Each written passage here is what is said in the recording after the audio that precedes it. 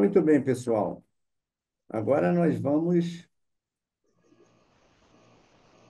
para a terceira palestrante, que é uma cenibiana e trabalha na área de medicina nuclear e, portanto, vai passar as experiências delas.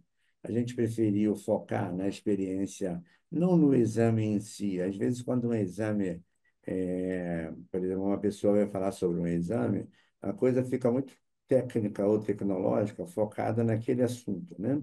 Então, ela vai nos passar digamos assim, uma abordagem mais ampla, que é mais ou menos a gestão de um serviço, né?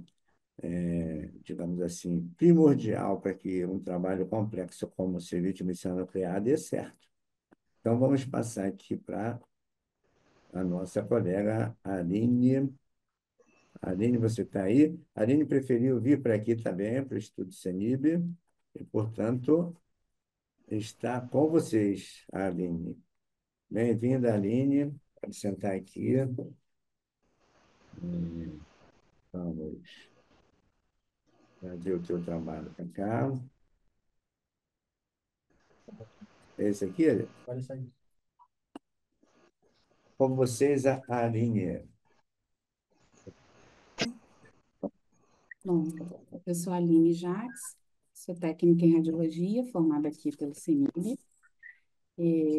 Primeiramente, eu quero agradecer ao professor Brasil, ao professor Eduardo, pelo convite e me permitir falar um pouquinho aqui hoje sobre o fluxo, né, de funcionamento de um serviço de medicina nuclear, sobre as instalações, sobre os órgãos reguladores e os profissionais que atuam dentro de um serviço de medicina nuclear. Bom, primeiramente eu quero começar falando sobre a medicina nuclear, o que é a medicina nuclear, né? Na verdade, é uma especialidade médica e atua com pequena quantidade de material radioativo para diagnóstico e tratamento de algumas doenças, tá? Bom, e qual a diferença da medicina nuclear para o raio-x convencional? No raio-x convencional, a gente tem a radiação emitida pelo tubo de raio-x. E na medicina nuclear, o paciente é a nossa fonte de radiação, né? Por isso que o serviço de medicina nuclear, ele é uma área, ele tem que atuar dentro de uma área controlada. E esse controle, ele se dá através de dois órgãos, né, que são os órgãos reguladores e fiscalizadores do Serviço de Medicina Nuclear, que é a CENEM e a Anvisa. Existem, dentro da CENEM, as normas nucleadoras, que são as normas que regulamentam o serviço em si, né? É, eles falam sobre a parte física, propriamente dita, né? A parte as instalações, digamos assim, e também os profissionais que devem atuar sobre os certificados, né, que esses profissionais precisam ter para poder atuar dentro do serviço de medicina nuclear, né? E a Anvisa, ela atua diretamente na parte de saúde, saúde ambiental, né, controle de rejeitos radioativos, e, e as duas juntas, né, estabelecem umas normas de segurança e proteção radiológica.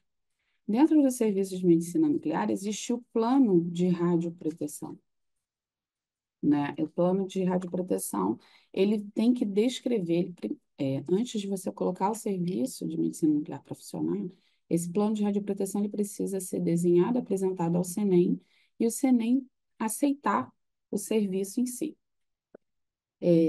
Nesse plano de radioproteção, o responsável por montá-lo, né, ele tem que discriminar cada sala, onde vai ficar a sala de exames, onde vai ser a recepção, onde vai ser a sala dos pacientes injetados. Isso tudo precisa ser discriminado e devidamente identificado. Ele precisa informar também quais os materiais radioativos que vão ser utilizados dentro daquela unidade de serviço. E o CENEM estabelece, né, o limite de doses permitida para aquele estabelecimento, tá? Então, para a gente trabalhar com tecnécio, com flúor, o CENEM predetermina um limite para aquele serviço trabalhar. Isso tudo vem descrito no plano de radioproteção. Bom, na prática, como é que funciona, né, o serviço de medicina nuclear? A gente trabalha, assim como todo serviço diagnóstico, a gente trabalha com a recepção, que a gente precisa marcar os exames, né, previamente, porque os exames de medicina nuclear são exames complexos e todos eles precisam de uma autorização prévia do plano de saúde, né? E passam por uma auditoria. Cada operadora de saúde tem seu prazo de resposta, né? A gente chegou a ter, é, numa determinada operadora, levar 21 dias para autorizar um exame de medicina nuclear, 21 dias úteis. Então, assim, alguns casos pode demorar bastante essa questão da autorização. Então, por isso que é muito importante a gente ter essa autorização prévia antes mesmo de agendar, para não ficar prendendo a agenda, né? Às vezes um exame de um determinado paciente autoriza mais rápido e a gente consegue agilizar o atendimento dessa pessoa. Bom, visto que o paciente já passou o exame, o pedido médico, né? Todo exame só pode ser realizado mediante apresentação do pedido médico carimbado e assinado por um médico, por um profissional médico. E aí, mediante essa autorização, agendou, o paciente chegou no dia, que estava marcado. É feito um cadastro e, depois disso, é encaminhada a ficha do paciente ao médico nuclear.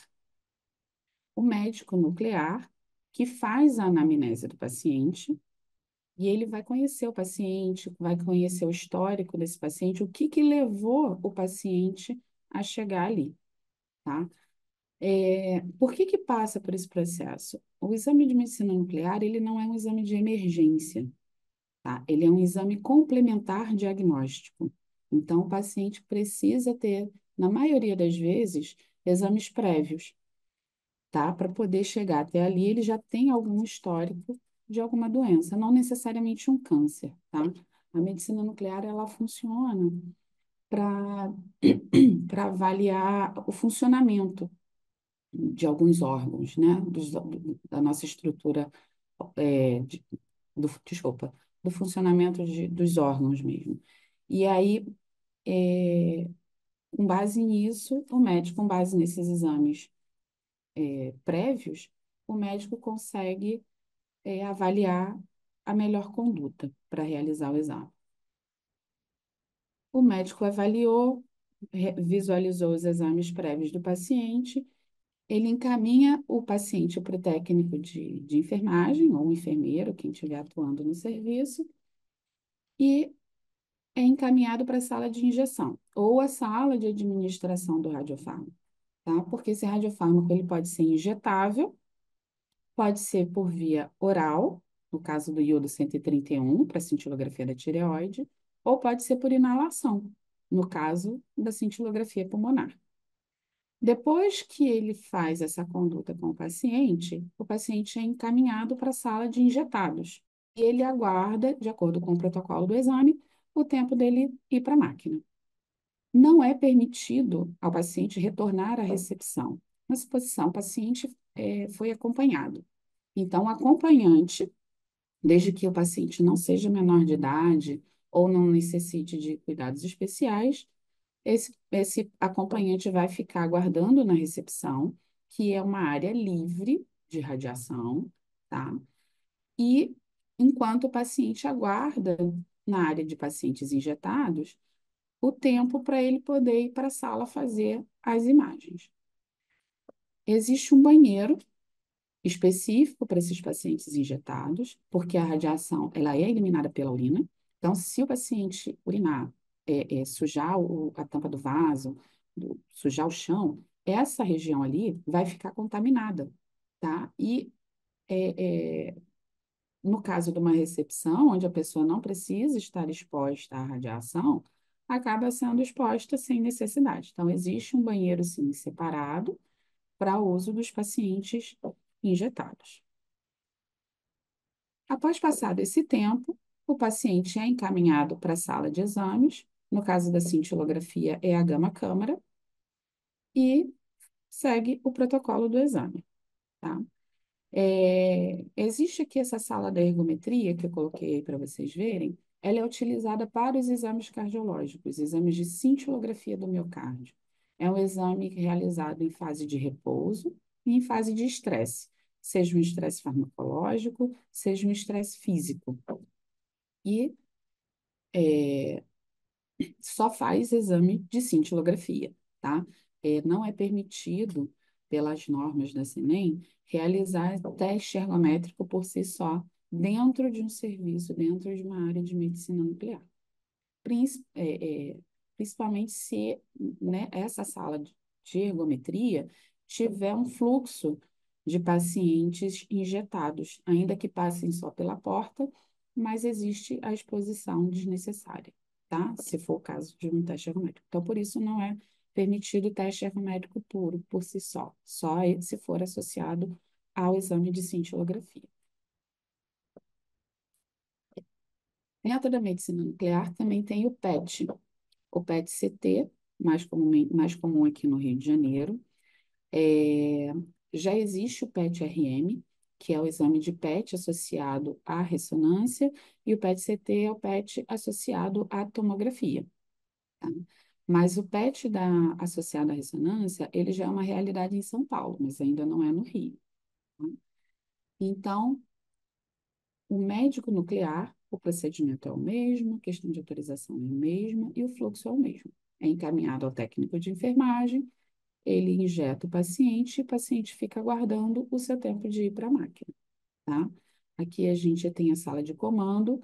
Na medicina nuclear, eu coloquei aqui, tá vendo? Ali tem o vidro plombífero, onde o técnico consegue acompanhar o paciente. Nesse serviço propriamente dito aqui, de PET-CT, não tem o vidro, tá?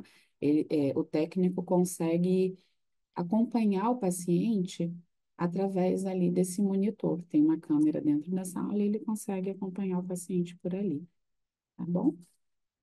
Cada serviço tem a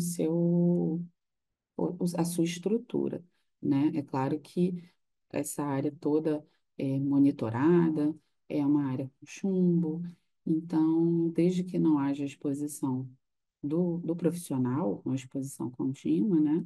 É lógico que o profissional ele vai ter algum contato com o paciente, uma vez que o paciente é a fonte de radiação, então ele vai se expor em algum momento à radiação, mas ele não precisa ficar o tempo inteiro ao lado do paciente, tá? Ele consegue monitorar por ali.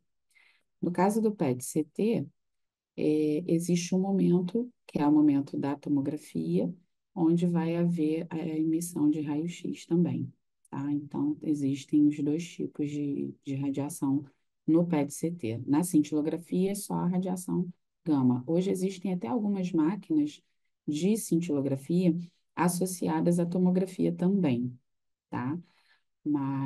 Mas é mais comum no PET-CT. Bom, dentro do serviço de medicina nuclear existe a radiofarmácia, onde ocorre a manipulação dos radiofármacos, né? E isso tudo, essa manipulação, ela acontece dentro dessas capelas, que são capelas de chumbo, com vidros plum, plumbíferos, desculpa, e tudo isso é muito monitorado, tudo muito é, elaborado, né? Dentro das normas de segurança para a proteção do profissional. Existem lixeiras também, né, onde elas têm que ser discriminadas qual é o, qual qual rejeito, né? Existe uma lixeira para iodo 131. Ah, eu sujei a minha luva com iodo 131. Então, existe a lixeira para aquele descarte dessa luva especificamente que contaminou com iodo 131. A do flúor 18, que é para o exame de PET scan, né? Então, até as lixeiras, elas são separadinhas, tá? Esse equipamento que está aí no meio das capelas, ele se chama curriômetro. Através dele, que o profissional que atua dentro da radiofarmácia, ele vai medir a dose que ele recebeu, né? Qual a atividade que ele está recebendo daquele radiofármaco e qual a atividade que ele está entregando para o profissional que vai injetar no paciente o material, qual é a atividade que ele está injetando, tá? Todo esse material é chumbado, né? Existe aqui na esquerda esse equipamento, é um equipamento para monitoração diária, área física mesmo, tá? Bancada,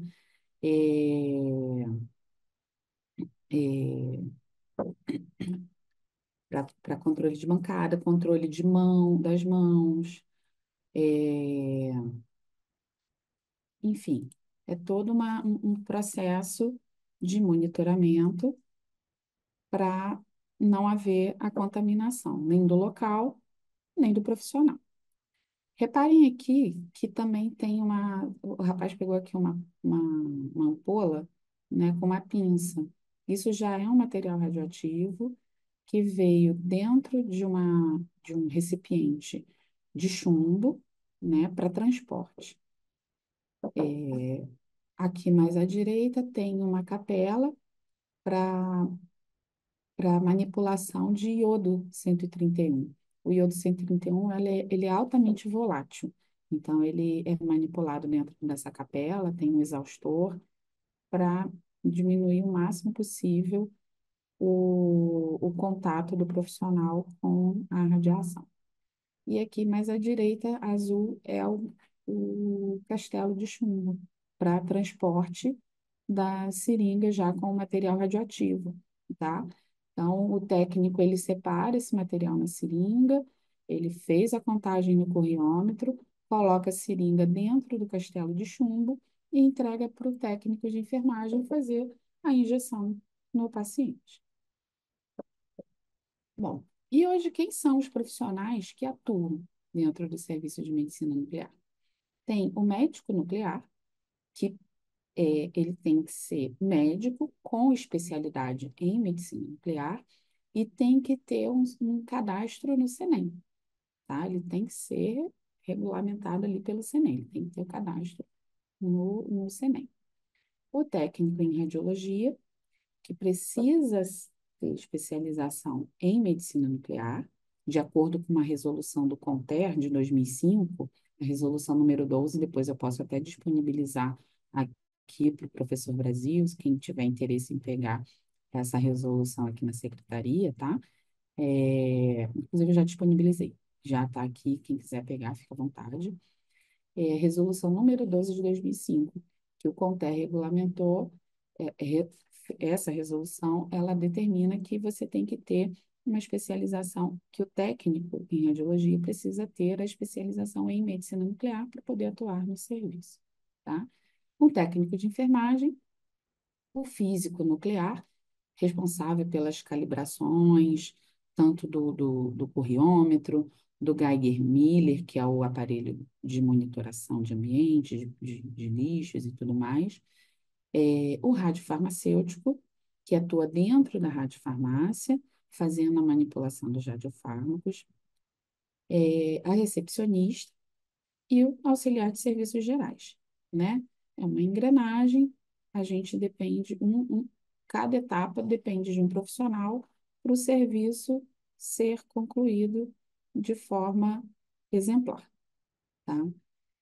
Antigamente, ainda existem alguns serviços que funcionam dessa forma, né? Era muito comum, mas era muito mais comum, antigamente, os serviços de medicina nuclear terem um gerador de tecnécio e os kits frios e eles manipularem esse material e fracionar dentro da sala quente, né, da radiofarmácia, para poder administrar no paciente.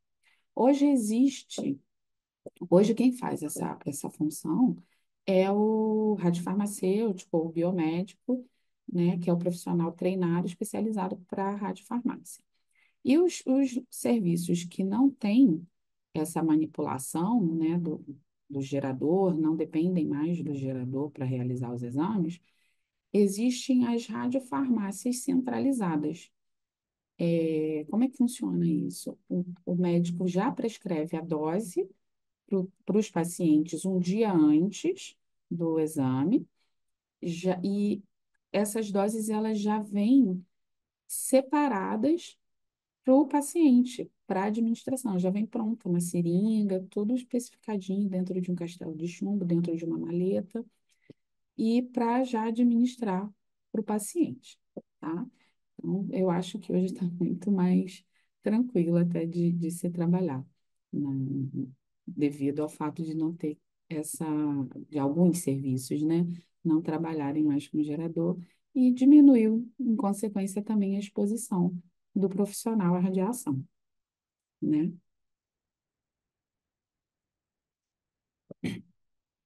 Bom, a medicina nuclear, ela tem uma instituição que é referência nacional e internacional, é, fundada em 61. Ela estimula o desenvolvimento da medicina nuclear no Brasil e no mundo, tá? Ano passado, em março, a Brasileira de Medicina Nuclear, ela lançou um artigo na página dela, coloquei até o link aqui para vocês poderem depois confirmar, se assim vocês quiserem, tá? Que eles têm uma estimativa do setor triplicar até 2036 em relação aos números de empregos diretos divulgados em 2021. Então, é uma área que está em expansão, tá? E a Sociedade Brasileira de Medicina Nuclear, ela está trabalhando para para poder aumentar, né, a demanda, para poder aumentar o número de empregos, tá? Na área. E é uma área que está entrando muito em evidência, né? Com boas condutas éticas, profissionais, ela vai expandir bastante, tá? Eu acho até que isso se deve um pouco ao fato também, né, da facilidade, né, das pessoas, da facilidade que as pessoas têm hoje de conseguir informação a respeito do serviço e as pessoas estão perdendo também um pouquinho do medo, né, do novo. Então, se permitindo adquirir novos conhecimentos. Então, eu acho que é uma área que está expandindo bastante e eu acho que é o sucesso certo, tá? Quem quiser investir. Bom, existe o site do governo, para o Senem, né? Que vocês conseguem buscar lá o número de serviços de medicina nuclear ativos hoje no país, tá? Então, eu fiz aqui uma pesquisa, coloquei aqui o link para vocês também pesquisarem, caso vocês tenham interesse. Hoje, no Brasil, a gente já tem 471 serviços ativos, tá? No Brasil, e a perspectiva é aumentar muito mais, né? De acordo com com essa com esse comentário, né, que a Sociedade Brasileira colocou lá na página deles, a intenção é que a gente consiga evoluir muito mais na área. Interessante também no site do Senem é que você consegue serviço de medicina nuclear, você consegue puxar, ver se pelo site do Senem você tem uma listagem, né, dos serviços ativos, e você consegue ver se aquele serviço que você está buscando, ele está dentro das normas da Senem, se está ativo dentro do serviço, se está de acordo com as normas. E aí, quando você passa o mouse, que você clica em cima desse serviço que você escolheu, você consegue visualizar quais os radiofármacos que ele está autorizado a usar e a atividade permitida também pelo Senem, tá? Eu achei isso muito interessante. Quem quiser pesquisar, eu deixei aí dois links para vocês A medicina nuclear, ela tem a parte de tratamento, né? No caso do câncer de tireoide, eles fazem um tratamento com iodo 131. O paciente, depois que é administrado esse iodo 131, que é por via oral, o paciente precisa ficar em isolamento total. Esse isolamento é no mínimo por 24 horas. Então, ele fica dentro de um quarto fechado, um quarto de chumbo, né? Com as paredes chumbadas e um banheirinho próprio para ele, e um quarto todo adaptado para receber o paciente, né, para iodoterapia, para o tratamento de iodoterapia. É, Nessa foto aí, a gente tem um biombo. Caso um profissional precise entrar para fazer algum tipo de atendimento a esse paciente, ele fica atrás desse biombo, né, para tentar não se expor tanto à radiação. Como é que é a parte de alimento? Eu vou ficar devendo essa foto aqui para vocês, mas existe uma janela nesse quarto onde o paciente recebe o alimento por ali, tá? Então, essa janela ela tem duas entradas, uma para o quarto e uma para o lado de fora, para o corredor. Então, quando o profissional abre essa janela pelo lado do corredor, o paciente não consegue abrir ela pelo lado do quarto. Então, isso aí é uma forma de proteção também para o profissional. É, Tem o tratamento para tumores neuroendócrinos com o lutésio-177. Nesse caso, o paciente fica sendo monitorado apenas por um período de 12 horas, aí depende muito do protocolo do serviço. O rádio 223 para dor óssea, o Xofigo. Então, existem alguns radiofármacos já utilizados para tratamento e todos esses radiofármacos eles estão descritos no plano de radioproteção autorizado pelo CNEM. Tá? Bom, como eu falei anteriormente, a medicina nuclear ela vem entrando em grande evidência, né? E a demanda pelo serviço de medicina nuclear ela está bastante diversificada e abrange tanto os pacientes oncológicos, né, para neurológicos, a cintilografia cerebral, o oncológico para o PET-CT, desculpa, neurológicos para PET cerebral, cintilografia de perfusão cerebral, nefrológicos, no caso da cintilografia renal, doenças ósseas inflamatórias, não necessariamente um câncer, a cintilografia óssea não é especificamente para avaliar um câncer, mas pode ser um quadro de infecção óssea, então a cintilografia óssea atua nessa questão. E existe hoje uma tendência global para uso dessa tecnologia em animais, já na área veterinária. Então, assim, é uma área bastante em expansão. Aqui eu trouxe para vocês a máquina que faz a cintilografia. Essa máquina ela é pequena, então ela faz em gato e cachorro, basicamente, tá? Aqui eu trouxe para vocês a imagem de um gato com câncer de tireoide, ele estava em fase de tratamento. E depois que ele passou, esse gatinho ficou no quarto terapêutico. Olha que interessante.